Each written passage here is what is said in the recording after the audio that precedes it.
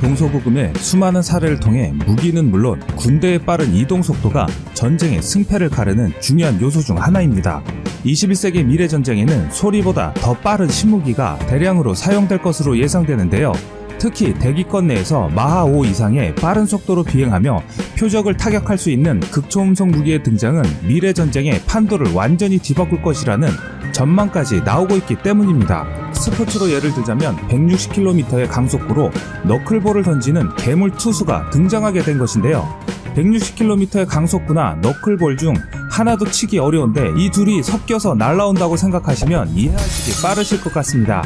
하나의 특성을 두 가지나 합쳐놓은 이런 극초음속 무기는 일단 속도가 빠르고 비행 궤적도 기존 미사일과 다릅니다.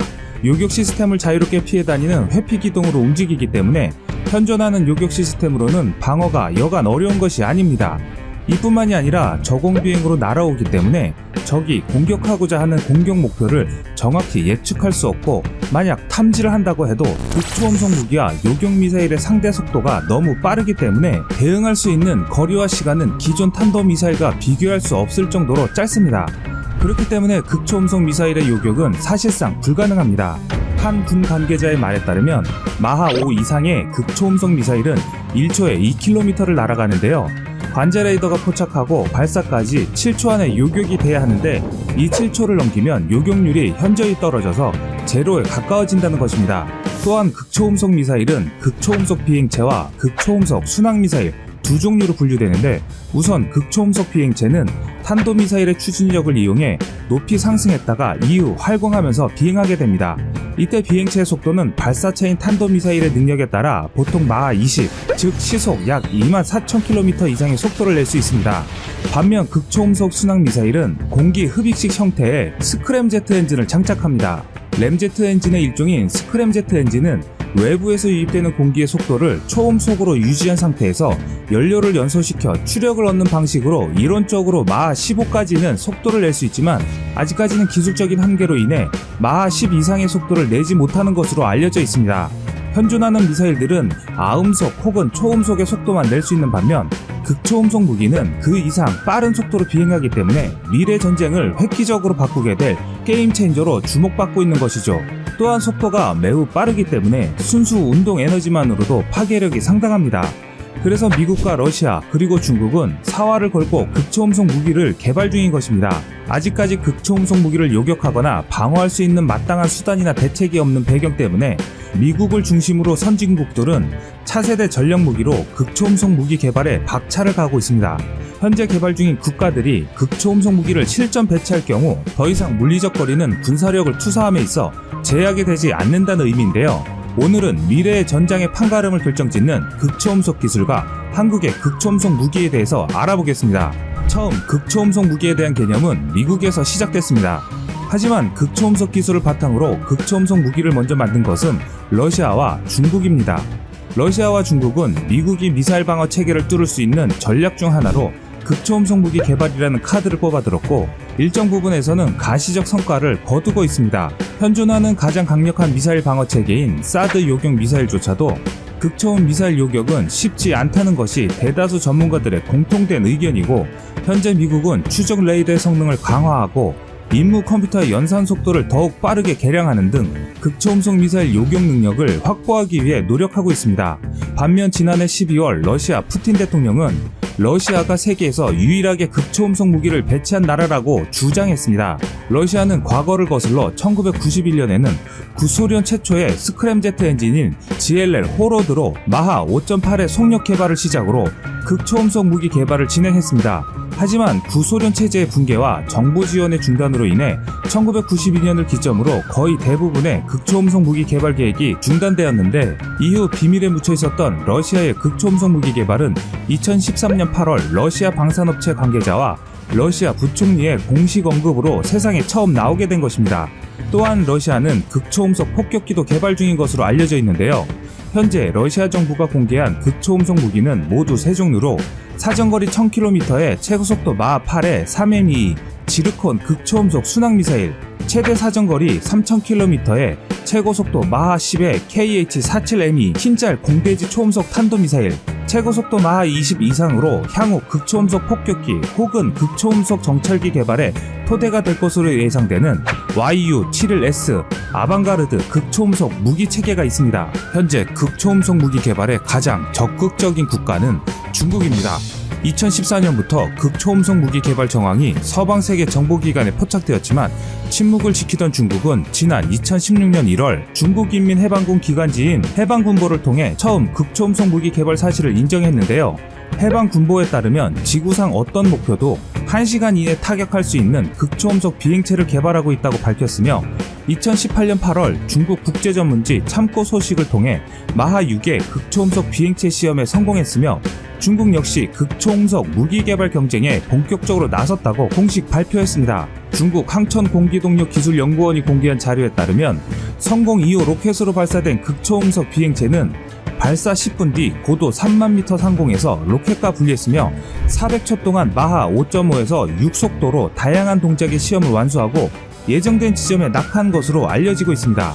1914년 1월부터 1916년 4월까지 총 7번의 발사 시험이 이루어졌으며 이 중 6번을 성공한 것으로 알려지고 있습니다. 현재까지 기록된 최고 비행 속도는 마하 10이며 2020년 본격적인 실전 배치가 이루어질 것으로 전망되고 있습니다. 반면 미국은 1960년대 X-15 실험기를 이용해 사람을 태우고 극초음속으로 비행하는 실험에 성공했는데요. 또한 지난 2011년 PGS, 즉 전 세계 신속 타격 계획의 일환으로 극초음속 비행체인 AHW의 실험을 진행한 바 있습니다. 하지만 이후 개발이 지지부진해지면서 러시아와 중국에 추월당한 상황이긴 하지만 미국은 러시아와 중국을 다시 추월하기 위해 극초음속 무기 개발에 대규모 국방 예산을 투입하고 있는 상황입니다.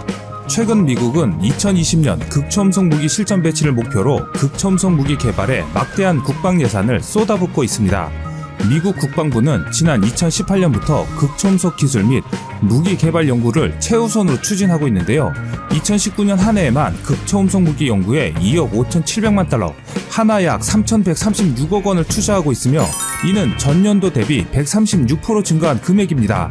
이 금액은 앞으로도 계속 증가할 것으로 예상되는데요. 미 공군은 지난해 6월 B-52 폭격기에서 마하 20의 속도로 비행하는 공중 발사 신속 대응 무기인 AGM-183A 시험 발사에 성공했고 또한 미 육군은 극초음속 비행체를 장착한 장거리 극초음속 무기를 2023년쯤 배치할 예정으로 알려져 있습니다.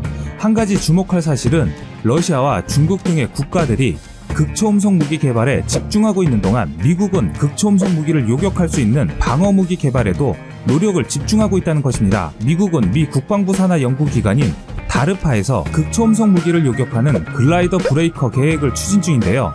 현재 미국은 강력한 창가 방패를 동시에 개발하고 있는 것이지요. 그럼 한국의 상황은 어떨까요? 우리나라도 민간 및 군 연구기관을 중심으로 극초음속 무기와 관련된 소재 및 엔진 개발에 나서고 있습니다.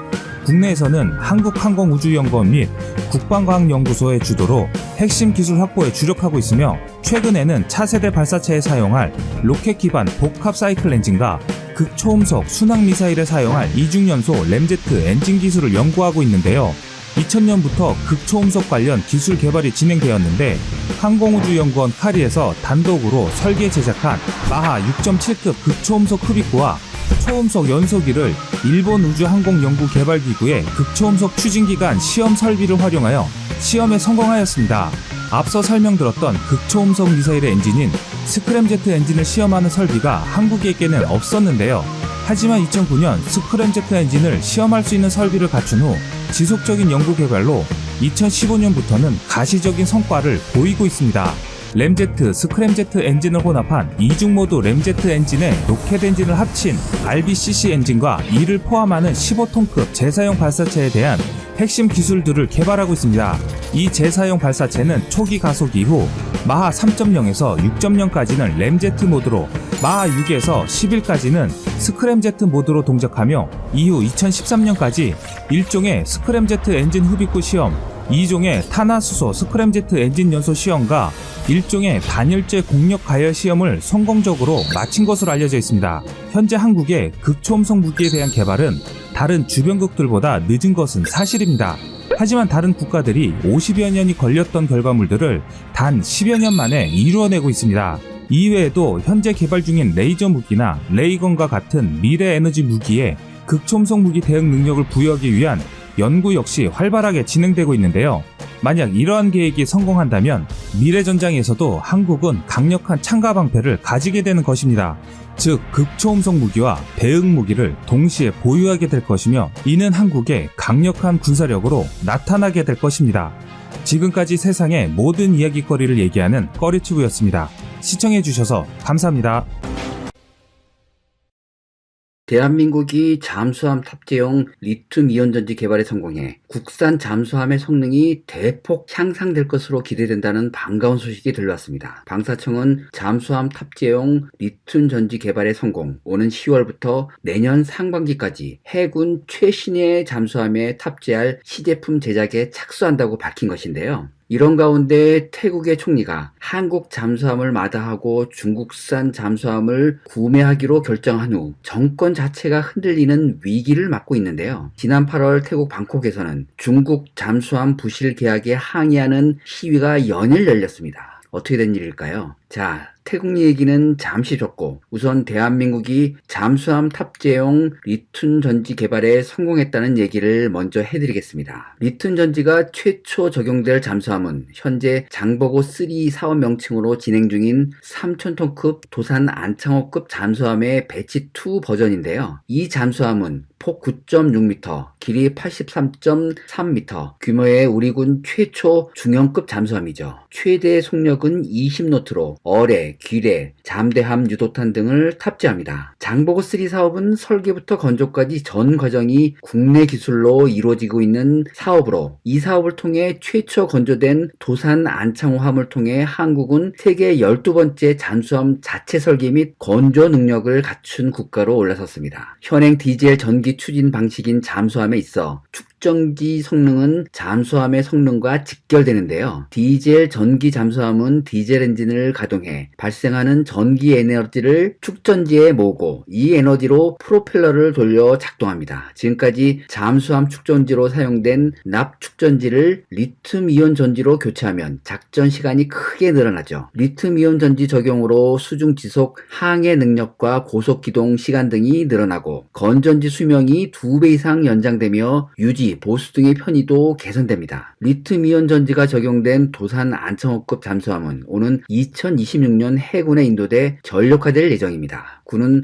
새롭게 개발된 리튬이온 전지가 잠수함에 적용되는 만큼 최우선 순위를 안전성에 뒀다고 설명했는데요. 하드웨어에는 고전압 절연 강화 설계를 반영했고 단락 시 사고 전류를 빠르게 차단하는 장치를 추가로 적용했습니다. 소프트웨어에도 절연 감시 및 사고 전류 감지, 차단 설계를 강화했습니다. 이 리튬 전지는 삼성 SDI가 개발한 것인데요. 대한민국의 리튬 전지 기술력은 세계 최고 수준이죠. 리튬이온 전지는 전지의 응급판을 리튬으로 만든 것으로 납, 망간, 수은 전지와 비교해 수명이 현저하게 길죠. 잠수함용 리튬 전지를 장착하면 기존 납전기 체계와 비교해 에너지 밀도와 전지 수명, 잠한 능력, 유지 보수 편의성 등이 크게 향상됩니다. 대한민국은 전기 자동차 배터리를 포함해 대용량 에너지 저장 시스템 리튬 전지 기술 분야에서 선두를 달리고 있습니다. 러시아가 중국과 차세대 잠수함을 공동 설계하기로 한 것도 중국이 디젤 잠수함의 동력인 리튬 전지 기술을 보유했기 때문입니다. 리튬 이온 전지의 개발로 수출에도 큰 도움이 될 것으로 보이는데요. 인도는 현재 노후화된 잠수함 12척 전량을 18척의 신형 공기부료 추진체계 잠수함으로 대체하는 차세대 잠수함 사업을 진행하고 있습니다. 규모만 75억 달러에 달하는 사업으로 대우조선해양도 유력한 후보로 올라가 있습니다. 잠수함과 함께 리튬이온 전지가 수출될 가능성도 크죠. 자, 그럼 태국 정권조차 흔들고 있는 중국의 잠수함 부실 계약 논란에 대해 알아보겠습니다. 태국 야당과 시민단체, 언론은 사업의 전면 취소와 국정조사, 관련자 처벌을 요구하고 있는데요. 도대체 잠수함 도입 과정에 무슨 일이 있었던 것일까요?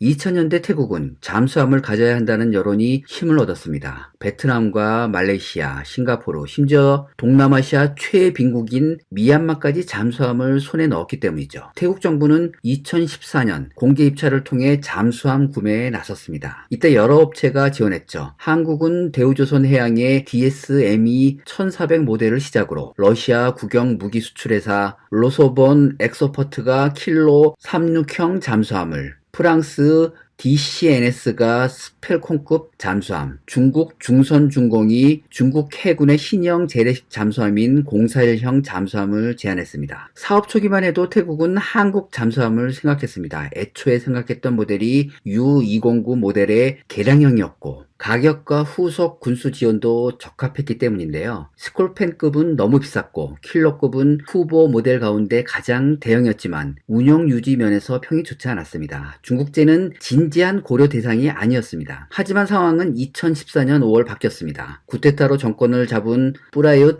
짠오짜는 미국과 관계가 좋지 않았는데요. 뿌라윳 정권은 중국에 손을 내밀게 되고 중국은 태국의 잠수함 판매를 파격적인 제안으로 던집니다. 자국 해군이 배치를 막 시작한 041형 잠수함 3척을 8억 4천만 달러란 저렴한 가격에 제공하겠다는 것이었는데요. 결제 방식도 25년 거치 분할 상한에 무이자 조건으로 내걸었습니다. 운영 전 기간에 걸쳐 중국 정부의 품질 보장을 약속했죠. 여기에 계약가의 3배에 달하는 태국산 농산물과 공산품을 절충 교역 형태로 구매해 주기로 했습니다. 결국 태국은 2015년 당초 승낙했던 한국의 U209 개량형을 포기하고 중국의 중선중공을 우선 협상 대상자로 선정했습니다. 하지만 계약이 체결되자 중국은 태도를 바꿉니다. 갑자기 041형이 아닌 S26T라는 축소형 모델을 제시했는데요. 04형 잠수함은 수중 배수량이 3,600톤이 넘지만 태국에 제한된 잠수함은 2,550톤급으로 줄었고 탑재 배터리 용량도 줄어 수중 작전 시간이 크게 줄었습니다. 무장도 바뀌었는데요. 041형이 운영하던 YJ-18 초음속 잠대함 미사일은 최대 사거리가 540km에 달하고 마하 0.8의 속도로 비행하다가 표적 인근에서 마하 2.5로 가속하는 위협적인 무기죠. 하지만 태국엔 이 미사일 대신 수출형 아음속 미사일인 CM708 미사일만 제공하기로 했습니다. 결제 조건도 바뀌었습니다. 최종적으로 3척을 11억 5,500만 달러에 구매하되 정부 대 정부 거래가 아닌 태국 정부와 중선중공과의 계약으로 바꾸자고 요구했습니다. 25년 무이자 분할 상한 얘기도 없어졌죠. 태국 물품 구매 절충 교육도 없던 일이 됐습니다. 그런데도 태국 정부는 계약을 밀어붙였습니다. 태국은 2017년 4억 3천만 달러에 S26T 잠수함 한 척을 구매하는 계약을 중국과 체결했습니다. 중국이 처음 제안했던 잠수함 가격보다 53%나 비싼 가격이죠. 이런 일이 벌어진 것은 태국 정부가 유사한 편법으로 중국의 LPD형 상륙함 한 척은 물론 수요도 없던 중국제 전차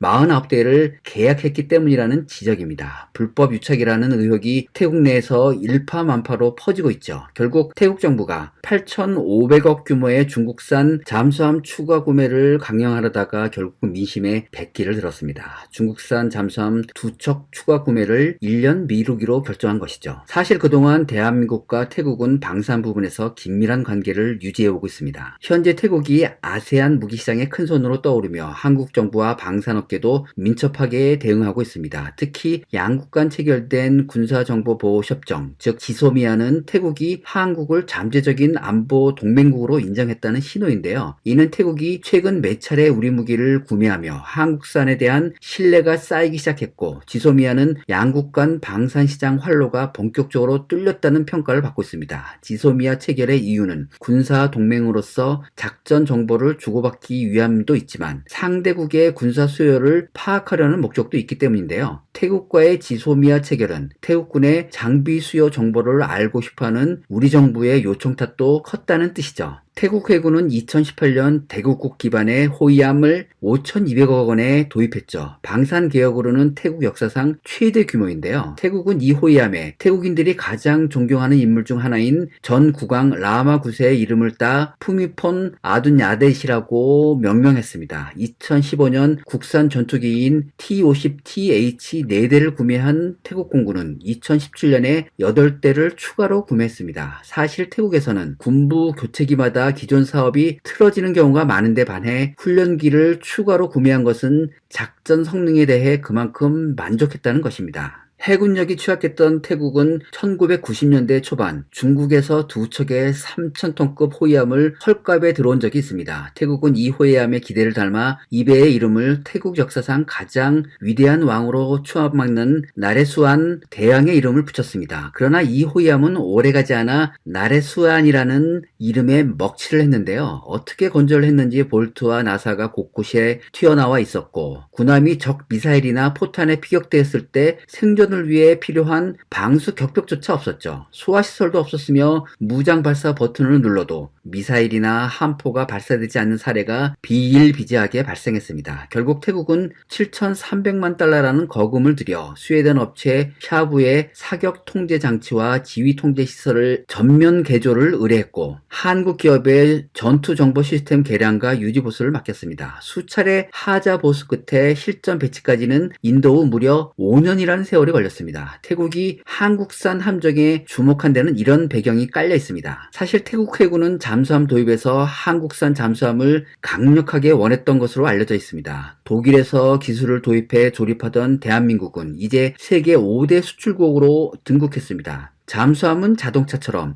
수십만 개의 부품과 장비가 결합된 첨단 무기입니다. 핵무기를 개발하는 것보다 잠수함을 만드는 게 더 어렵다는 말이 나오는 이유죠. 첨단 장비를 통합해 수준 작전을 안전하게 수행하는 잠수함을 만들려면 소재, 전자장비, 무장, 선체 결합 등 다양한 분야에서 독자적인 기술을 갖춘 기업과 연구 인력으로 구성된 잠수함 생태계를 구축해야 합니다. 대한민국은 바로 이런 잠수함 생태계를 훌륭하게 구축한 것입니다. 여기에 잠수함 탑재용 리튬이온 전지 개발에 성공해 국산 잠수함의 성능이 대폭 향상될 것으로 기대됩니다. 이런 와중에 터져나온 태국의 중국제 잠수함 수입 유보 조치는 향후 어떤 방향으로 흘러갈까요?